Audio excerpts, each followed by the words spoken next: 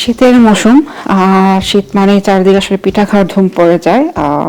চিতই পিঠা, পুলি পিঠা, খেসা পিঠা, পাটিসাপটা পিঠা, নানান ধরনের পিঠা আমরা এই সময় বানাই, খাই, পছন্দ করি। আসসালামু আলাইকুম। আজকে নিয়ে আসলাম আমি আমার চ্যানেলে ময়দা ময়দা দিয়ে একটা ভাজা পুলি পিঠার রেসিপি। দুইভাবে আমি এটা দেখিয়েছি। আর চালের গুঁড়ো ছাড়া আপনার বাসায় ময়দা থাকলে আপনি এটা কত সহজেই এটা বানিয়ে নিতে পারেন, সেটাই দেখানোর একটা ছোট্ট প্রয়াস। Let's make it. আর আশা করি আপনাদের রেসিপিটি ভালো লাগবে, এবং আমাদের বাসায় তো খুবই এটা মজা করে খায়। তো এর জন্য আমি এখানে নিয়ে নিয়েছি নারকেলের গুঁড়ো। আমি এটা বাজারে যে কেনা গুঁড়ো পাওয়া যায় এখানে, সেটা নিয়ে নিয়েছি। আর এখানে খুব লিকুইড গুড় পাওয়া যায়, সেটা আমি কিনে এনেছিলাম, সেটা নিয়ে নিয়েছি। আর প্রথমে আমি নারকেলের পুরটা বানিয়ে নেব। সেজন্য আমি একটা প্যানে দিয়ে দিয়েছিলাম ঘি। আর ঘিয়ের মাঝে আমি এখন নারকেলটা একটু ভেজে নেব। আমি একটা গুঁড়ো নারকেল নিয়েছি, ডেসিকেটেড নারকেল, কোকোনাট। সো আসলে তাড়াতাড়ি হয়ে যাবে, তো আমাকে আসলে একটা তাড়াতাড়ি করতে হবে। সাথে দিয়ে দিয়েছিলাম এলাচ গুঁড়ো, খুবই অল্প পরিমাণ, হাফ টিস্পুনের মতো। জালটা ছিল লো টু মিডিয়াম। আর আপনারা জানার পুড়ে যাওয়ার সম্ভাবনা থাকে, তো এটা আসলে কাছাকাছি থেকে করতে হবে, না নেড়ে চেড়ে। তো কিছুটা ভেজে নিয়ে আমি ওই গুড়টা দিয়ে দিলাম, যে লিকুইড গুড় এখানে পাওয়া যায় বলেছিলাম সেটা।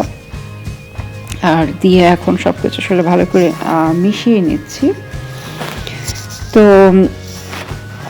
আর মেক শিওর করতে হবে আসলে যেন ভালো করে, কারণ মিশে একটা লিকুইড, আর গুড় দিলে আসলে আপনার পানি ওঠে, চিনি দিয়ে যদি আপনারা করেন, তো মেক শিওর করতে হবে যেন খুব ভালো করে মিশে যায়। এবং আপনারা দেখতে পাচ্ছেন আশা করি যেটা আসলে এখন ঘিটা উপরে চলে এসেছে, মানে যেটা নাকি আমরা বলে ভালো করে মিশানো, মানে হয়ে আসে আর কি। একটা কোনো পানি নেই, আপনি আশা করে দেখতে পাচ্ছেন, দেখেন ঘিটা উপরে চলে এসেছে। দ্যাট মিনস এটা ডান। তা আমি এটা এখন চুলা বন্ধ করে নামিয়ে নিয়েছি। তো যেটা বলছিলাম মোস্ট ইম্পর্টেন্ট, যে পানি না থাকে, কারণ এটা ভিতরে পুর দিয়ে করা হবে, তো মেক শিওর পুরটা যেন ভালো করে হয়। তো এখন আমি এখানে ময়দা নিয়ে নিয়েছিলাম, আমি এটা 4 কাপের মতো নিয়ে নিয়েছিলাম। আর আমি তেলটা একটু বেশি দিতে হবে এটাতে। আমি রান্নার তেল দিয়ে দিয়েছিলাম 1/4 কাপ। আর এখন খুবই অল্প চিমটি পরিমাণ লবণ দিয়ে দিয়েছিলাম সাথে একটু ঘি, 1 টেবিল স্পুনের মতো, যেহেতু একটু মচমচে একটা ইয়ামি পিঠা বানাচ্ছি, শাহি একটু ভাব, না হলে তো আসলে ভালো লাগে না। আরও সাথে দিয়ে দিয়েছিলাম পানি, কারণ পানি না হলে তো আসলে, পানিটা আসলে আন্দাজ মতো দিতে হবে। আমি আসলে অল্প অল্প করে দিয়েছিলাম পানিটা। তো আপনারা দেখতে পাচ্ছেন আমার ডোটা বানানো ডান। আমি এটাকে আসলে রেস্ট করার জন্য রেখে দিব। তো কিছু 10 মিনিট রেস্ট করার জন্য রেখে দিয়েছিলাম। তো এখন চলে আসলাম পিঠা বানানোর প্রসেসে। তো জন্য আমি এখানে প্রথমে ডো থেকে কিছুটা কাই নিয়ে নিয়েছি এবং একটা বড় রুটি বেরিয়ে নিচ্ছি। আপনারা দেখছেন, আপনার থাকলে ছোট ছোট করে, মানে সিম্পল করে বানাতে পারেন, আরো বড় মানে বড় করে রুটি বানিয়ে সেটাতে করতে পারেন। তা আমি একটা আমার যে জার ছিল সেটাতে আমি এটাকে কেটে নিয়ে ওগুলো করে নিয়েছি, ছোট ছোট সার্কেল বানিয়ে নিয়েছি পুলি পিঠার জন্য। আর এখন সেই নারকেলের পুর দিয়ে দিলাম, দিয়ে এখন আমি পুলি পিঠা বানিয়ে নিচ্ছি। তো এটা বলছিলাম, আপনার চাইলে এটা বড় করে বানাতে পারেন, পিঠাগুলো ছোট করে বানাতে পারেন, আপনাদের যেভাবে ইচ্ছা। তো আমি এখন জাস্ট একটু লক করে দিলাম, নকশি মতো করে লক করে দিলাম। লক না করলে তো আসলে খুলে আসবে, তো লকটা আসলে মেক শিওর যেন ভালো করে হয়, যাতে আমার সবগুলো পিঠা বানানো ডান, পারফেক্টলি সবগুলো ডান। আমি জাস্ট একটু দেখাচ্ছি আপনাদের।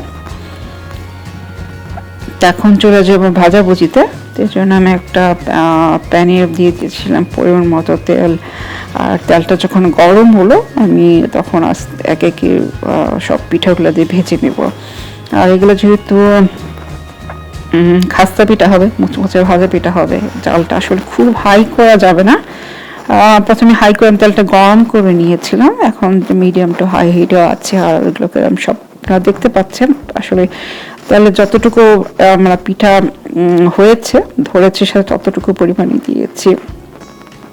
আর এখন উল্টিয়ে পাল্টিয়ে ভালো করে ভেজে নিচ্ছি এগুলো। একদিকে হয়ে গেল যাওয়ার পরে আমি আবার আরেক দিকে করে নিলাম। তো জালটা আসলে ইম্পর্টেন্ট, আর খুব বেশি দিলে কিন্তু ভিতরে মানে ভালো করে হবে না, আর একটু কাঁচা কাঁচা থেকে যাবে। তো আপনারা আশা করে দেখতে পাচ্ছেন একটা ক্রিস্পি কালার চলে এসেছে, মুচমুচে কালার। তো আমি এখন জাস্ট পিঠাগুলোকে তেল ঝরিয়ে নিয়ে উঠিয়ে নিচ্ছি। তো সবগুলো পিঠে এভাবে একে একে উঠিয়ে নিব, আর জালটা কমিয়ে দিয়ে আমি নেক বাকি যে পিঠাগুলো আছে সেগুলো ভেজে নিব, পরে জালটা বাড়িয়ে নিব। আর এই মাঝে আমি শিরাটা করে নিব। শিরা করার জন্য আমি এখানে দিয়ে দিয়েছিলাম 1 কাপের মতো চিনি আর 1 কাপের মতো পানি, দিয়ে দিয়েছিলাম 2টো এলাচ একটু সুগন্ধের জন্য, ফ্লেভারের জন্য। আমি এটাকে একতারে শিরা করব না, আমি জাস্ট একটা বয়েল করে নিব একটা শিরা, মানে একটা মানে ঘন একতারে হওয়ার আগেই আমি মানে নামিয়ে নেব আর কি, ঘন করবো বাট খুব বেশি ঘন না। তো আমার শিরাটা তৈরি হয়ে গেল, আপনারা দেখতে পাচ্ছেন যে আমি যে ভেজে রেখেছিলাম পিঠা, তো ওখান থেকে কিছু পিঠা আমি এখন সেই ছেড়ে দিলাম শিরাতে। তো শিরাটা যখন একটু ওয়ার্ম ছিলাম তখন ছেড়েছি, গরম শিরাতে ছাড়া যাবে না। তো এটাকে কিছুক্ষণ রেখে দিয়েছিলাম, আর উল্টিয়ে পাল্টিয়ে দিয়েছিলাম যাতে সব দিকেই রসটা খুব ভালো করে লাগে, জুসি হয়, ইয়ামি হয়। আর এদিকে হচ্ছে কিছু আমি শিরা ছাড়া রেখেছিলাম, কারণ বাসা আসলে সবাই মিষ্টি পছন্দ করে, মানে খুব বেশি মিষ্টি খেতে চায় না, কেউ হচ্ছে খায় কেউ খায় না। তো যেগুলো আমি যে রসে ভিজিয়ে রেখেছিলাম কিছুক্ষণ পরে আমি এগুলোকে উঠিয়ে নিচ্ছি। আপনারা দেখতে পাচ্ছেন আশা করি যে পারফেক্ট ভাবে রসটা পিঠার গায়ে লেগে গেল, এবং এখন আমি এগুলোকে জাস্ট তুলে নিচ্ছি পরিবেশনের জন্য। আর যেটা বলেছিলাম কিছু আছে শিরা ছাড়া, তো আমি আজকে দুইভাবেই দেখালাম।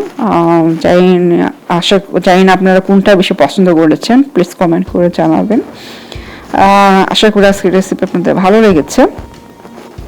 আপনাদের কমেন্ট পেতে আসলে খুবই ভালো লাগে, এবং আপনাদের কমেন্ট আসলে ইন্সপায়ার করে নতুন নতুন ভিডিও বানাতে, আপনাদের কাছে নতুন ভিডিও নিয়ে আসতে। কি ধরনের ভিডিও দেখতে চান সেটাও অবশ্যই জানাবেন। এই যে আমি পরিবেশনে চলে আসলাম, এবং আপনারা দেখতে পাচ্ছেন আমি দুইভাবে এটা করেছি। তো যেটা নাকি আপনারা ভালো লাগে সেভাবে আপনারা এটা বানিয়ে নিতে পারেন।